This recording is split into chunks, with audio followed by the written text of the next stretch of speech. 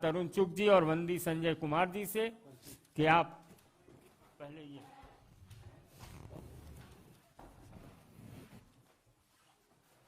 रामचंद्र जी कहाँ है ना? रामचंद्र जी के सामने लगा था चुनाव। मेरे पास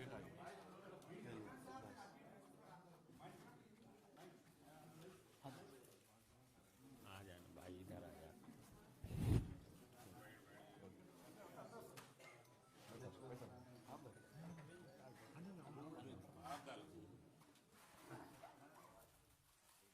बहुत अच्छा, आगे बढ़ो,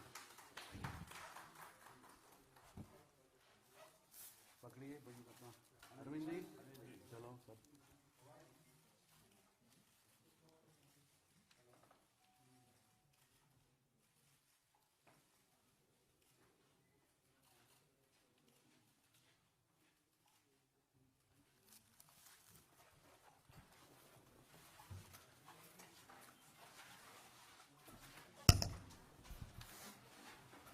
मेरा अनुरोध है माननीय तरुण चुग जी से कि आप भाजपा परिवार में शामिल होने वाले तनमार मल्लन्ना जी का पार्टी परिवार में स्वागत के दो शब्द कहें। माननीय तरुण चुग जी।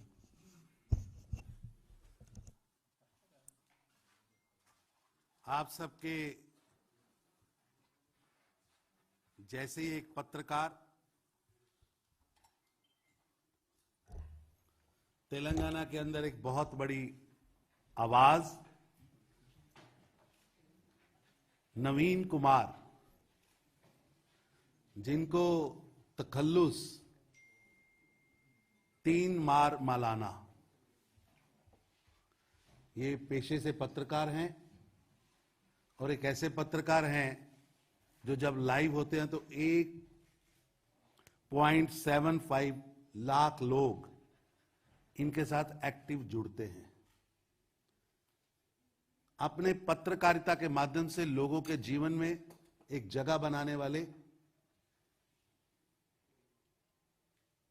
वहां की समस्याओं को जनता के बीच में ले जाने वाले, समस्याओं के लिए जुझारू रूप से लड़ने वाले, ऐसे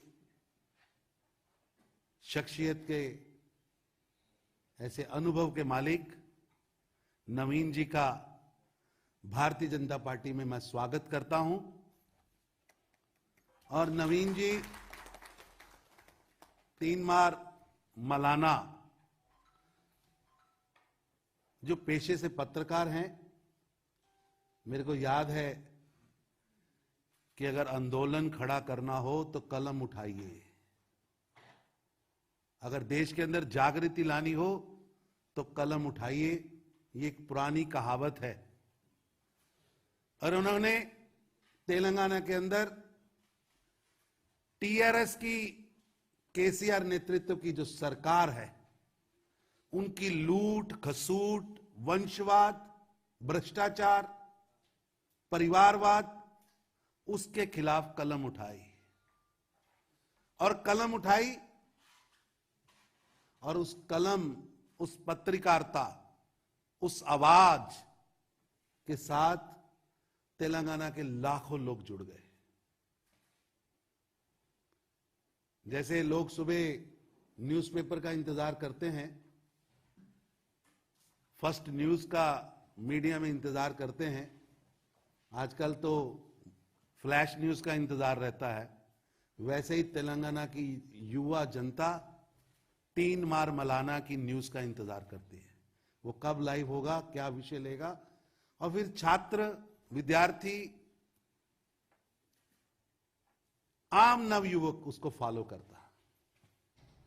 इन्होंने अभी एमएलसी का चुनाव आजाद लड़ा, इंडिपेंडेंट कैंडिडेट के नाते लड़ा, और आप हैरान होंगे कि इनको 1,49,000 ग्रेजुएट कॉन्स्टिट्यूएंसी में से वोट मिले।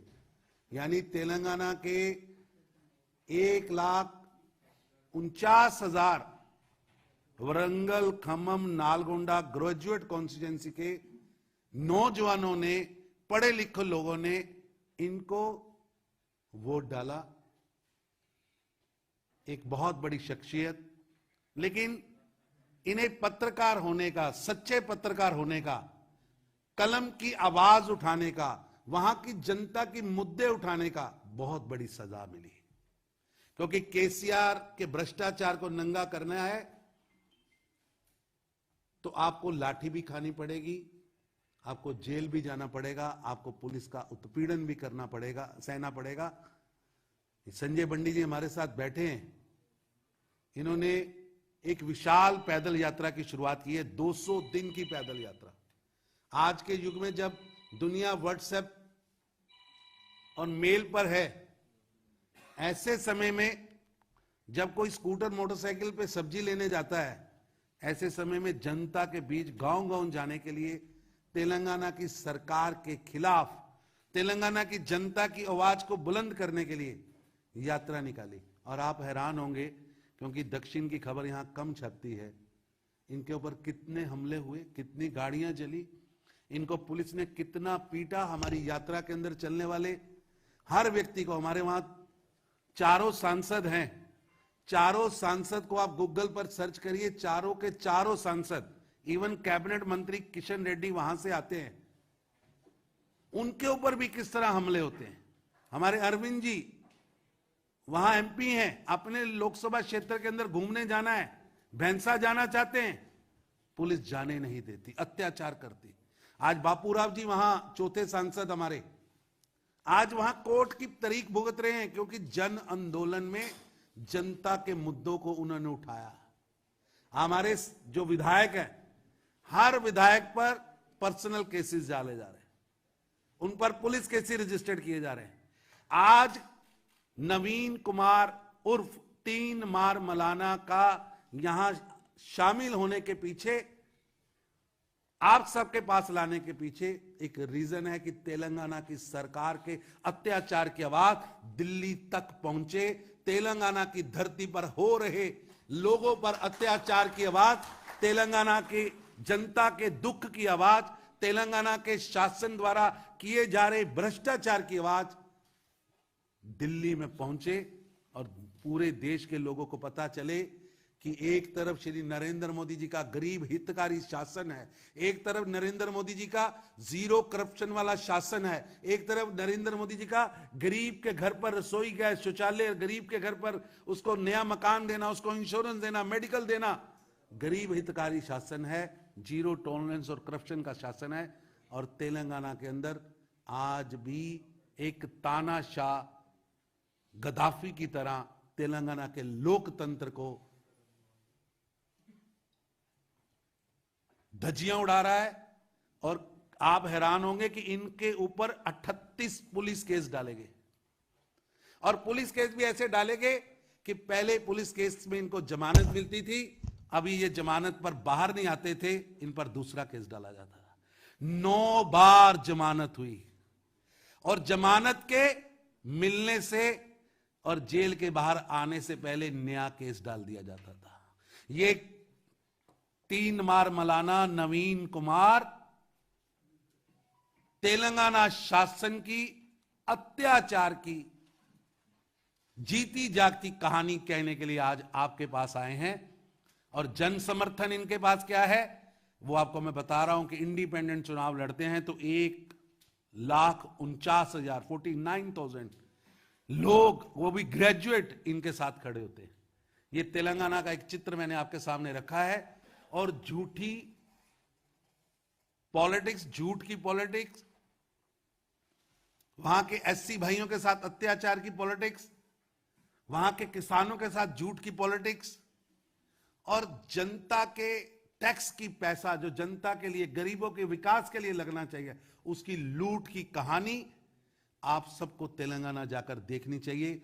मैं आप सबसे निवेदन करता हूं कि आप अपना 5 ग्रुप के अंदर शिष्टमंडल बनाइए पत्रकारों का। हम वहां पर आपको जनता के बीच में लेके जाएंगे। वहां जाइए, जनता के बीच में जाके देखिए कैसे केसीआर साहिब ओवैसी जी के साथ मिलकर ये अत्याचार कर रहे हैं। और आज 3 मार मलाना को अकेले ज्वाइन इसलिए कराया गया है कि आपको ये एक पूरी वहां की व्यथा और कथा पता लग सके। अभी भी लगातार 9वीं बार बेल मिली है। बेल मिलने के बाद ये भारतीय जनता पार्टी के कार्यालय आए कि मैं तो एक पत्रकार था, मैं तो जनता के मुद्दे उठाता था, मैं जनता की आवाज बन के सामने आया और जनता के कहने पे मैंने चुनाव लड़ा। किसी पार्टी में नहीं था। मेरे पर 38 केस डाले गए हैं, क्रिमिनल केस डाले गए हैं। ऐसी व्यवस्था की गई है कि अगले 100 साल मैं जेल में रहूं, क्योंकि मैंने कलम उठाई थी और कलम उठाई थी केसीआर की तानाशाही भ्रष्टाचारी सरकार के खिलाफ। आज वो हमारे अंदर ज्वाइन होने आए हैं। इसलिए मेरा आपसे निवेदन है कि इनकी ज्वाइनिंग का महत्व केवल भाजपा में आना नहीं है। इनकी ज्वाइनिंग का महत्व इनका वहां यूथ के साथ जो कनेक्ट है, इनका वहां जो यूथ और वहां की जनता के साथ जो कनेक्ट है, इनका वहां के मुद्दों के साथ जो कनेक्ट है। तेलंगाना के आंदोलन से जुड़े हुए व्यक्ति हैं। कल भी तेलंगाना से जुड़े हुए आंदोलन से जुड़े हुए विट्ठल जी शामिल हुए थे।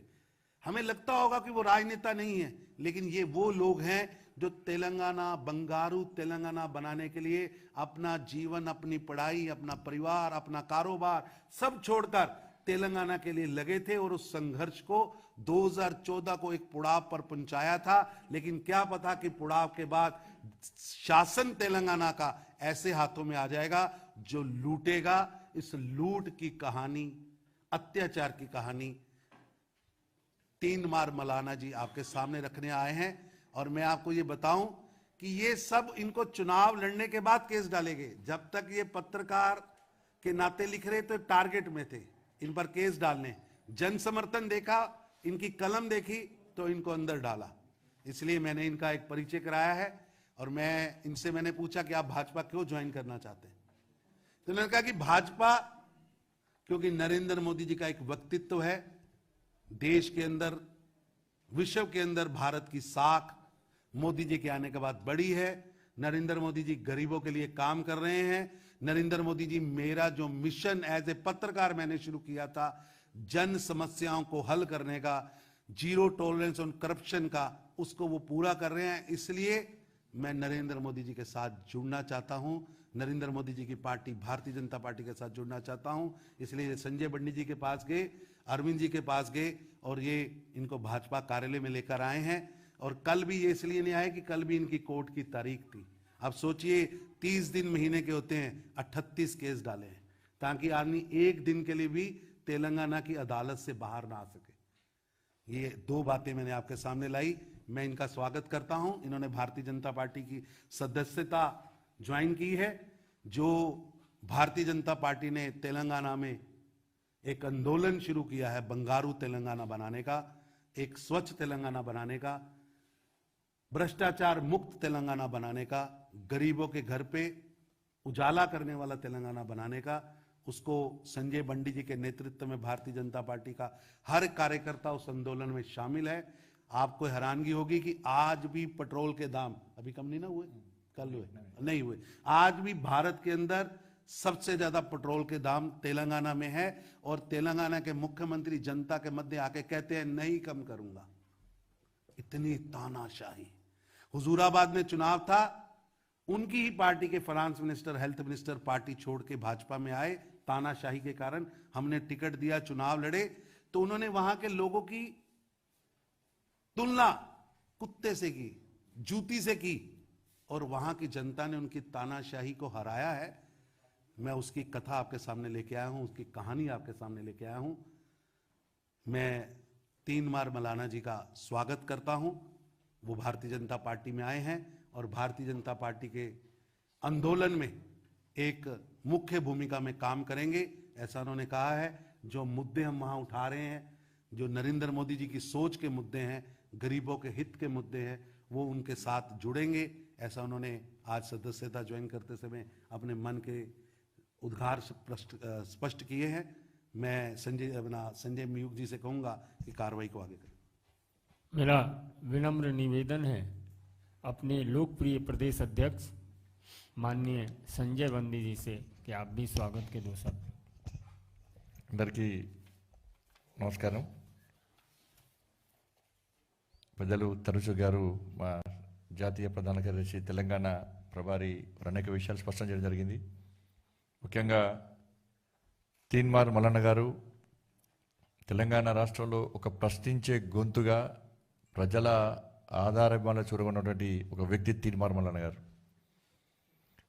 అటువంటి వ్యక్తి ఇవాళ భారతీయ జనతా పార్టీలో చేరడం చాలా సంతోషంగా అనిపిస్తున్నది. వారికి భారతీయ జనతా పార్టీ తెలంగాణ రాష్ట్ర శాఖ తరపున హృదయపూర్వక స్వాగతం పలుకుతా ఉన్నాము. తీన్మార్ మల్లన్న గారు ఏదో రాజకీయ స్వార్థంతో ఇలా భారతీయ జనతా పార్టీలో చేరడం లేదు.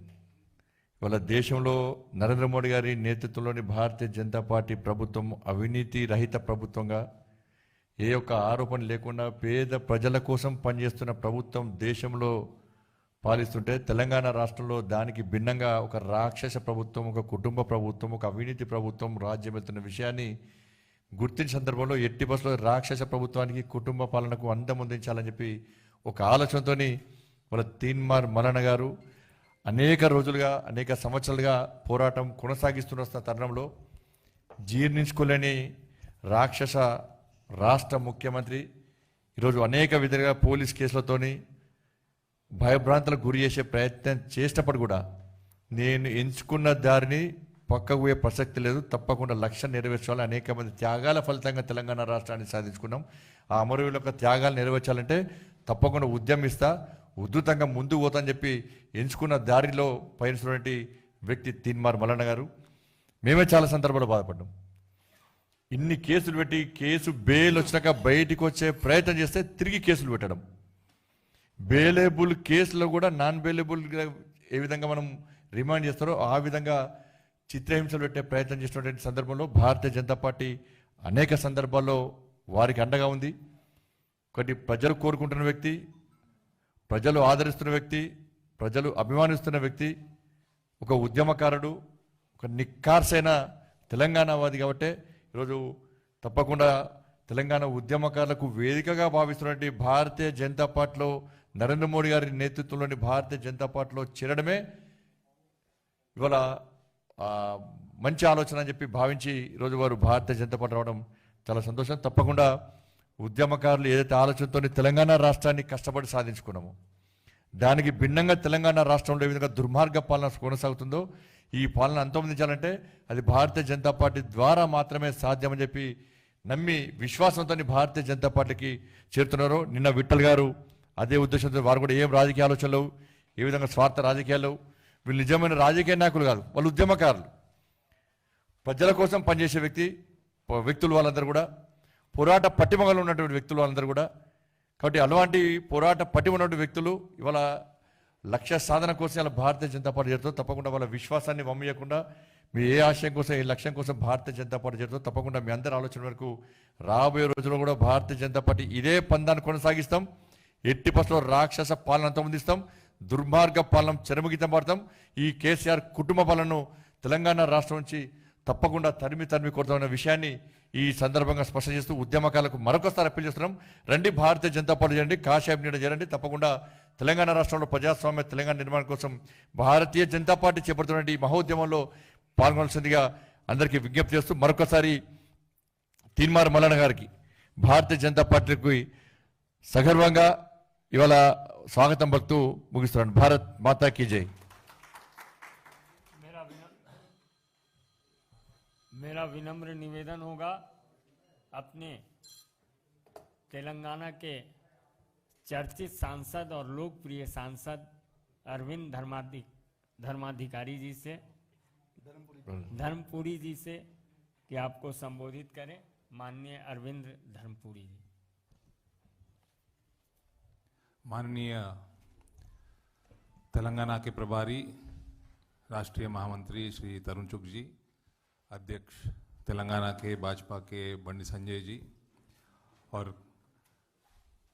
वरिष्ठ नेता जो भी मंच पर है, तीनमार मल्लन्ना ये नाम तेलंगाना समाज में तो बहुत पॉपुलर है, पर मैं जो नॉर्थ इंडिया के जो जर्नलिस्ट मित्र हैं यहाँ पे, पत्रकार है, वो 2-3 बात आपके सामने रखना चाहता हूँ.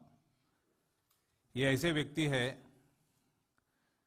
जैसे चुग साहब ने कहा 1,40,000 ग्रेजुएट्स ने इनको वोट दिया है. वो ग्रेजुएट कॉन्स्टिट्यूएंसी 35 असेंबलीज कवर करता है और तकरीबन 5 पार्लियामेंट कवर करता है। ये इंडिपेंडेंट खड़कर क्लोज सेकंड आए हैं और सबसे महत्वपूर्ण जानकारी यह है, इनको हराने केसीआर सरकार ने 100 करोड़ तक खर्च किया होगा और ज्यादा ही किया होगा, पर ये ऐसे व्यक्ति है जिनको जनता वोट भी देती है और नोट भी देती है। इनके जेब से 5 लाख से कम ही खर्चा हुआ है वो इलेक्शन में। ऐसा जो परिवर्तन है, एक सांसद होने के नाते मोदी जी के नेतृत्व में देश में स्पेशली जो रीजनल पार्टीज मजबूत है, जिधर इलेक्शन में हंड्रेड्स ऑफ क्रोर्स खर्च करते हैं, उसमें तेलंगाना नंबर 1 पे है। ये परिवर्तन जो है, ये खर्चा कम करने के लिए ऐसे लोगों की जरूरत है और वो मोदी जी के नेतृत्व में ही जरूरत है। इनका मैं दिलो जान से आज भारतीय जनता पार्टी में स्वागत करता हूं और भगवान उनको राजनीति में, जैसे वो जर्नलिस्ट में बहुत पॉपुलर बने, राजनीति में भी वो ऐसी बढ़े, ये मैं आकांक्षा करता हूं। धन्यवाद। बहुत छोटे परिवार से आते हैं, बहुत अति मध्य वर्ग। किस तरह राजनीति में अगर जनता प्यार करती है तो सामने करोड़ों रुपए लगाने वाला व्यक्ति भी 1,49,000 वोट लेने से रोक नहीं पाता। और ये 1,49,000 ग्रेजुएट केवल तीसरा हिस्सा जो तेलंगाना है उसमें से इनके साथ खड़े हुए। तो मैं संजय जी आगे चलाइए। तो मेरा अनुरोध होगा वरिष्ठ पत्रकार और आज पार्टी परिवार में शामिल होने वाले तीनमार मलाना जी उर्फ नवीन कुमार जी, आप हमें संबोधित करें। माननीय Teenmar Mallanna ji. Thank you so much sir. And వేదిక మీద ఉన్నటువంటి పెద్దలందరికీ, రాష్ట్ర బాధ్యులైనటువంటి తరుణ్ చుగ్ గారికి, అలాగే బీజేపీ తెలంగాణ రాష్ట్ర పార్టీ అధ్యక్షులు బండి సంజయ్ గారికి, నేను సొంత అన్నగా భావించేటువంటి ధర్మపురి అరవింద్ గారికి, అలాగే ఇక్కడ ఉన్నటువంటి పెద్దలందరికీ పేరు పేరున నమస్కారం తెలియజేస్తూ, ఏ కుటుంబం నుంచి అయితే వచ్చినో, జర్నలిస్ట్ కుటుంబం నుంచి, ఆ కుటుంబం నుంచి వచ్చి ఇక్కడ కూర్చున్నా, ఇక్కడ ఉన్నటువంటి పత్రకారులందరికీ, జర్నలిస్టులందరికీ పేరు పేరున మరొకసారి నమస్కారం తెలియజేసుకుంటూ, నా పేరు తీన్మార్ మల్లన్న. ఇది ప్రజలు పెట్టుకున్న పేరు. ఇది నాకు ఒక గురువు పెట్టినప్పటికీ ప్రజలు నన్ను తీన్మార్ మల్లన్నగా పిలుస్తారు. ఆ పేరే స్థిరపడిపోయింది. ठीक है सर, मैं कोशिश करता हूँ सर हिंदी में बात करने के लिए. ठीक है. ये सभ्यत्व तो दिए ना मेरा आवाज. ఇది నాకేదైతే ఇచ్చినారో ఈ సభ్యత్వం, भारतीय जनता पार्टी का सभ्यत्व मिला, अभी ये सभ्यत्व नहीं है. इसको क्या बोलते? ताड़ू ताड़ू रस्सी. ये 10-15 मीटर का रस्सी है. ये रस्सी से केसीआर फैमिली को अमरवीरला स्तूप है ना, उधर అమరవీరుల స్తూపం ఏదైతే ఉందో తెలంగాణలో, ఈ తాడుతోటి రాష్ట్రాన్ని దోచుకుంటున్నటువంటి కల్వకుంట్ల చంద్రశేఖరరావు, కల్వకుంట్ల కవిత, కల్వకుంట్ల రామారావు, హరీష్ రావు, వీళ్ళను ఈ తాడుతోని కట్టేయాలని చెప్పి ఇక్కడ దాకా వచ్చిన. నా జీవితంలో మూడు ముఖ్యమైనటువంటి అంశాలు. ट्रांसलेट करते हैं. I am not perfect in Hindi sir, just wait. तो उनका कहना है ये मेंबरशिप जो है बीजेपी का, ये इनके लिए मेंबरशिप नहीं है, ये 15 फीट का रस्सी है. रस्सी रोप रस्सी है, जिनसे जो भ्रष्टाचार फैमिली है, सरकार है, वो फैमिली मेंबर्स को हमारे पास असेंबली के सामने जो प्राण गवाए एजिटेशन में तेलंगाना के लिए, उनके लिए एक मॉन्यूमेंट, शहीद स्तूप बनाया गया है। ये रस्सी से वो सभी लोगों को जितने भी वायदे किए केसीआर ने, कुछ भी उसमें से इंप्लीमेंट नहीं हुआ। वो शहीद स्तूप को ये 15 मीटर रस्सी से केसीआर, केटीआर, कविता, हरीश राव, उनके जितने भी और जो संतोष राव जो राज्यसभा में है, जो ये शहीदों के सैक्रिफाइस पे आज करोड़ों रुपए, हजारों करोड़ों रुपए कमा रहे हैं, उनको बांध दूंगा। ये इनका मामला, ये बोलना है, ये मेंबरशिप नहीं, ये रस्सी है। ఒక కట్టుడు మాత్రమే కాదు, అమరవీరుల తల్లిదండ్రులను పిలుచుకొచ్చి వాళ్ళ చేతికి ఈరగోలలు ఇచ్చి ఈ కట్టినోలని ఈపు బలగొట్టించే కార్యక్రమమే ఈ రసీదు. నాకు ఇది మామూలు రసీదు కాదు. ఇది నా జీవితంలో మీరు ఒకసారి చూస్తే కేసీఆర్ ముఖ్యమంత్రి అయిన తర్వాత ఇతడు అత్యంత ప్రపంచంలోనే అత్యంత మోసకారి అని చెప్పి మొట్టమొదటిసారిగా చెప్పిన వాడిని నేను. తెలంగాణ రాష్ట్రంలో మీడియాను అణిచివేసి 100 కిలోమీటర్ల లోతు పాతి పెడతా అని చెప్పి ఏదైతే మాటలు చెప్పిండో కల్వకుంట్ల చంద్రశేఖరరావు, ఆ రోజే నిన్ను బాతి పెట్టే రోజు వస్తుంది అని చెప్పి నేను ప్రశ్నించడం ప్రారంభించిన. నేను ప్రశ్నించే నాడు నేను ఒక్కనున్నా. ఇవాళ లక్షలాది గొంతులు మాట్లాడగలుగుతున్నాయి, ప్రశ్నించగలుగుతున్నాయి అంటే మా వంతు ప్రయత్నంగా ప్రజలమైన మేము చేసుకున్నాం. ఇది ఒక దశ, ఇప్పటి వరకు జరిగిన దశ. రెండో దశ ప్రశ్నించడమే కాదు, పని చేయడం కూడా రెండో దశ. ఈ పని చేసే కార్యక్రమమే భారతీయ జనతా పార్టీ నుంచి.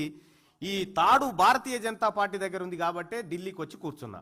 ఈ తాడు తీసుకొని వస్తా, బరాబర్ అమరవీరుల స్తూపానికి మీ కాందాన్నంతా గట్టేసి ఈరగోలలు ఇచ్చి, ఎవరైతే అమరవీరుల కుటుంబాలు ఉన్నాయో వాళ్ళకి ఇచ్చి వాళ్ళతో ఈ బలం గొట్టిస్తా అని చెప్పి తెలియజేస్తా ఉన్నా. రెండో అంశం, 38 కేసులు పెట్టినావు. 38 కేసులు పెట్టి నువ్వు సాధించింది ఏందయ్యా అంటే ఏమీ లేదు. ఒక్క కేసులోనన్నా పోలీసోళ్ళే నా మీద కేసు పెడితే పోలీసోళ్ళు బయటికి పోయి కన్నీళ్లు పెట్టుకున్నారు. ఇంత మంచి నాయకుని మీద కేసులు పెడతా ఉన్నాం, మా తరఫున కూడా కొట్లాడేటువంటి నాయకుని మీద కూడా కేసులు పెడతా ఉన్నామని చెప్పి పోలీసోళ్ళు కన్నీళ్లు పెట్టుకున్నారు. జడ్జిలు మదన పడ్డారు. కానీ మా చేతిలో అధికారం ఉందన్నటువంటి ఒక అహంకారంతో అలా నువ్వు చేసినావు. ఏమైంది? హుజూరాబాద్ కాడ చూలే, హుజూరాబాద్ కాడ నీ ఈపు నువ్వే వాళ్ళగొట్టుకున్నావు. హుజూరాబాదే కాదు, ఎక్కడ స్టార్ట్ అయినవో నువ్వు అక్కడికి తీసుకొచ్చి పెట్టే బాధ్యత మాది. నువ్వు ఏ 5 ఎకరాల కాడనైతే ప్రారంభమైనావో అక్కడికి తీసుకొస్తాం ఖచ్చితంగా. భారతీయ జనతా పార్టీ ద్వారా ఇంకా ప్రజల్లోకి ఎక్కువ పోయేటువంటి అవకాశం నాకు దొరికింది. రెండో కార్యక్రమం ఏదైతే జరుగుతూ ఉందో ఇది దిగ్విజయంగా కొనసాగుతుంది. బరాబర్ బాతాల పోసేట్టే, ఇక బరాబర్ ప్రజల్లోకి వస్తాం, నీ సంగతి చెప్తాం. తీన్మార్ మల్లన్న మీద కేసులు పెట్టినందుకు బాధపడలే, నువ్వు జర్నలిజం కుతిక మీద కత్తి పెట్టినావు, నువ్వు ప్రశ్నించే గొంతుల మీద కత్తి పెట్టినావు, నువ్వు ఉద్యమకారులను తొక్కేటువంటి ప్రయత్నం చేసినావు. అందుకోసమే ఇవాళ సమాజం అంతా ఒకటైతా ఉన్నది. ఇవాళ సమాజంలోని ఉద్యమకారులంతా ఒకటైతా ఉన్నారు. నీకు మైహోమ్ సిమెంట్ తెచ్చి నీ రాజకీయ సమాధి కట్టకపోతే నన్ను అడుగు. Thank you so much. बहुत बहुत धन्यवाद. जी सर, तो ये फैमिली को जो है ये रस्सी से बांध कर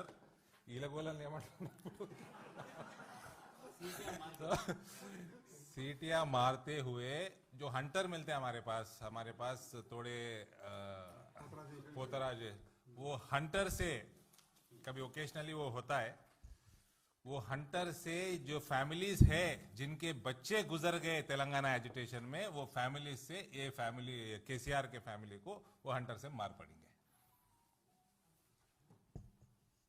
बहुत बहुत धन्यवाद. लोकतंत्र की तरीके से आज ये भाजपा में शामिल हुए हैं और भारतीय जनता पार्टी के कार्यकर्ता के रूप में ये एक लोकतांत्रिक तरीके से केसीआर की सरकार को जनता के बीच में ले जाकर उनको नंगा भी करेंगे. और एक मैं भूल गया, इनका जो जब ये बोलते हैं तो मैं संख्या भूल गया था, इनके YouTube चैनल पर उस समय 17 लाख तेलंगाना के नौजवान लाइव होते हैं। इनकी भाषा में इतना दम है। धन्यवाद।